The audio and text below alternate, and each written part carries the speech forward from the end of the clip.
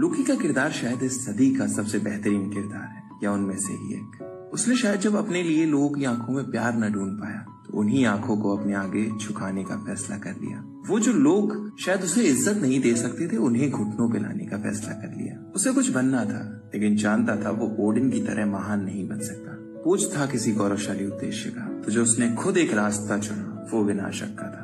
लेकिन ओडिन ने ना शायद एक बार कहा था कि तुम दोनों में से इस तख्त पे बेशक एक ही बैठेगा, लेकिन ये याद रखना कि तुम दोनों का ही जन्म राजा बनने के लिए हुआ है। और शायद इसलिए लोकी के मुकद्दर में ना कुछ बेहतर करने का लिखा था, कुछ बेहतर बनना लिखा था, कुछ ऐसा जिसपे ओडिन को नाज हो, कुछ ऐसा जिसपे थॉर को नाज हो। शरारत के देवता पे थॉर को नाज नहीं था, मगर यकीनन उसे लोकी पे नाज था। और इस कहानी के अंत में भी ना उसने वही चुना जो उसे होना चाहिए था। इस रास्ते पे जिस गौरवशाली उद्देश्य को अपना बोझ कहता था, वही उसका मुकद्दर था। लोगों को सिखाकर के हर कोई बदला जा सकता है, सिर्फ दूसरे मौके की तलाश है। लोगों को सिखाकर कि उम्मीद मत छोड़िए, सूरज फिर किसी न किसी दिन अपनी किरणों का प्रकाश डालेगा। और सिर्फ इतना कह के कि वो जानता है कि उसे क्या होना चाहिए, उसे किस प्रकार का देवता होना चाहिए, तुम्हारे लिए, हम सब के लिए।